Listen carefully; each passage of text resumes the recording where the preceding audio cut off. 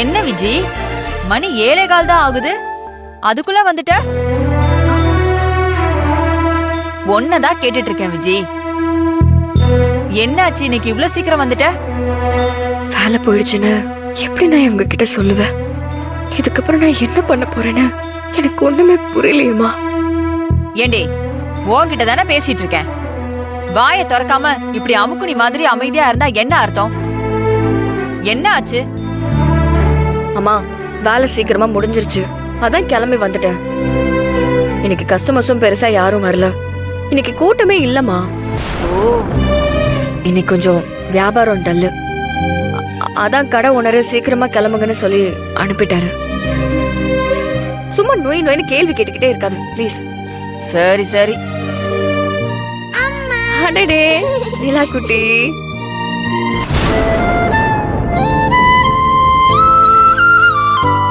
என்னம்மா ஆச்சு? ஏன் ஒரு மாதிரி சோகமா இருக்க? ஐயோ, எனக்குள்ள இருக்கிற சோகம் என் முகம் வழியா என் குழந்தைக்கு தெரிஞ்சிருச்சே.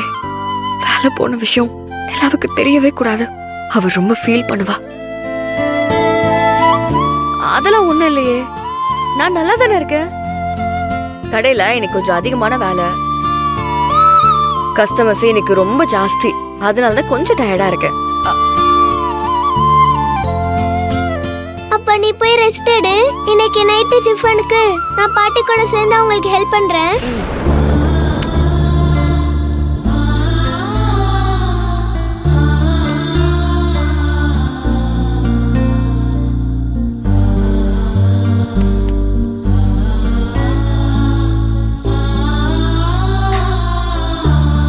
ஏன் இவ்ளோ சீக்கிரமா வந்தேன்னு கேட்டதுக்கு கடையில கஸ்டமர் இல்ல, வேலை கம்மின்னு சொன்னா. ஆனா நிலா கேட்டதுக்கு இன்னைக்கு கடையில கூட்டம் ஜாஸ்தி, அதிகமான வேலை, அதனாலதான் டயர்டுன்னு சொல்றான். இவ எதுக்கு முன்னுக்கு பின்னா மொரணா பேசிட்டு இருக்கா? என்னவா இருக்கும்? நான் நினைச்சது சரிதான். கடையில ஏதோ பிரச்சனை நடந்திருக்கு. அந்த லாவண்யாவால இவளுக்கு ஏதோ மன உளைச்சல் ஏற்பட்டிருக்கு. என்னன்னு கண்டுபிடிப்போம்.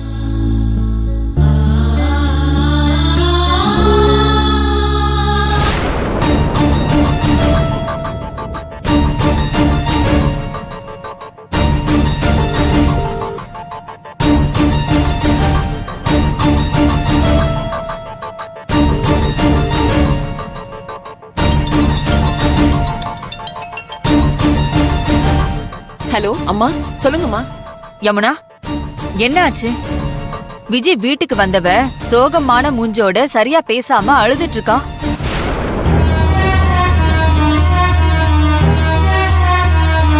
கடையில ஏதோ ஒண்ணு நடந்திருக்கணும், அது என்னன்னு கொஞ்சம் சொல்லுமா. நான் அவகிட்ட கேட்டா கண்டிப்பா சொல்ல மாட்டா, மழுப்புவா. எனக்கு எதுவும் தெரியக்கூடாதுன்னு போய் சொல்லுவா. என்ன நடந்துச்சுன்னு சொல்லுமா. அம்மா, அது வந்து யமுனா, நீ என் பொண்ணு மாதிரி நினைச்சதாமா நான் உன்கிட்ட கேக்குறேன். உண்மையை சொல்லுமா, என்கிட்ட மறைக்கணும்னு நினைக்காத.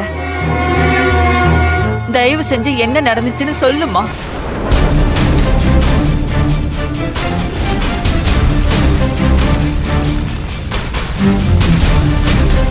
என் கண் முன்னாடி நீ வரவே கூடாது. இனிமே நீ இந்த கடைக்கு வரவே தேவையில்லை, உனக்கு வேலையும் கிடையாது.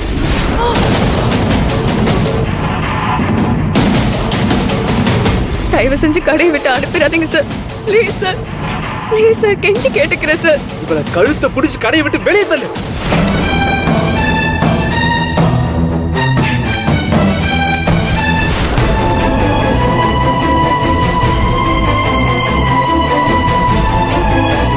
கொஞ்ச நேரத்துல என்னென்னமோ நடந்துடுச்சுமா.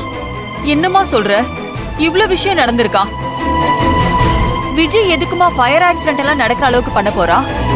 இது அந்த ஓனருக்கு தெரியாதா? யார் என்ன சொன்னாலும் கேட்டுருவாரா அந்த மனுஷன்? அவர் அப்படிதாம்மா. இதுக்கு முன்னாடியே விஜய பத்தி ஏதோ தப்பு தப்பா சொல்லி அவரு விஜய் மேல கோவத்துல இருக்க மாதிரி பண்ணிட்டாங்க. இப்ப இன்னைக்கு ஃபயர் ஆக்சிடென்ட் ஆனதுக்கு விஜய் தான் காரணம். அவ கடையில இருந்திருந்தா இப்படி ஆயிருக்காது, அவ எங்க வெளியில போயிட்டா அப்படி இப்படின்னு எதாவது சொல்லி அவரை ரொம்ப டென்ஷன் பண்ணிட்டாங்கம்மா. பல லட்சம் ரூபாய் லாஸ்ன்னு சொல்லி அவரு கடுப்பாகி விஜய பார்த்து நீ வேலைக்கே வேணாம், என் கண்ணு முன்னாடியே வராதன்னு சொல்லி துரத்தி அனுப்பிட்டாருமா.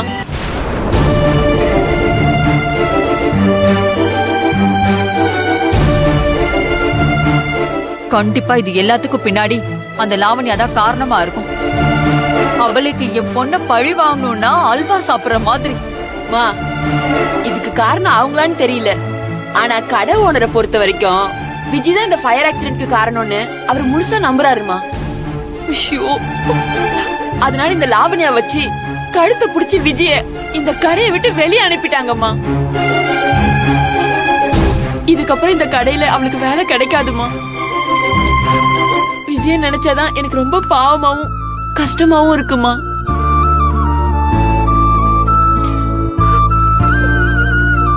அம்மா, விஜய்க்கு கொஞ்சம் ஆறுதலா 4 வார்த்தை பேசுங்கம்மா. அவ ரொம்ப உடைஞ்சு போயிட்டா. அவளை எப்படி தேத்துறதுன்னு தெரியாம தான் நான் முடிச்சிட்டு இருக்கேன். விஜய் கடையை விட்டு போனதுக்கு அப்புறம் நானும் கால் பண்ணம்மா, அவ எடுக்கவே இல்ல.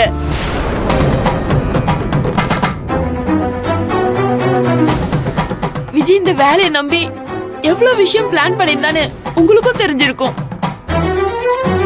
நிலா பாப்பாவோட படிப்பு, அவளோட எதிர்காலம் எல்லாமே இந்த வேலையை வச்சுதான் இருக்குன்னு அடிக்கடி அவ என்கிட்ட சொல்லிட்டே இருப்பாமா. கடையில இன்னைக்கு என்னென்னமோ நடந்து போச்சு.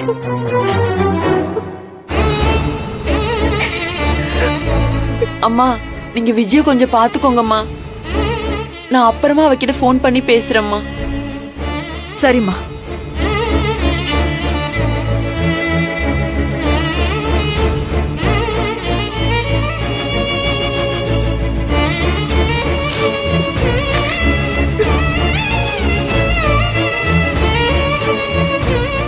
பாட்டி, தோசை சுடலாமா? ஒரு 5 நிமிஷம் இரு செல்லம், இதோ வந்துடுறேன். சரியா?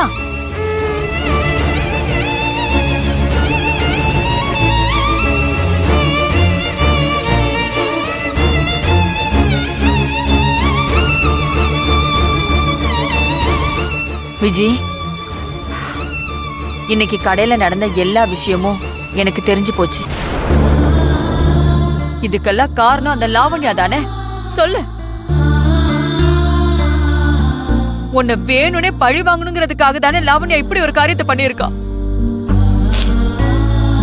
போய் அவளை உண்டலன்னு பண்ணிட்டு வரேன் நானு. மா, அப்பதான் இங்க மனசு ஆறும். வேண்டாம்மா ப்ளீஸ். உனக்கு இந்த விஷயத்தை யார் சொன்னது? இங்க பாரு, அது இப்ப தேவையில்லாத கதை. நீ அந்த கடையில வேலை பார்க்க கூடாது, நீ இந்த ஊர்ல இருக்க கூடாது, நீ நிம்மதியாவே இருக்க கூடாதுன்னு நினைக்கிறவ அந்த லாவண்யா மட்டும்தான். கண்டிப்பா இன்னைக்கு நடந்த விஷயத்துக்கு அவதான் காரணமா இருக்கும். அதுல எனக்கு எந்த சந்தேகமும் இல்ல விஜி. மா, எனக்கு இது எப்படி நடந்துச்சு, எதனால நடந்துச்சுன்னு எதுவுமே தெரியாதுமா.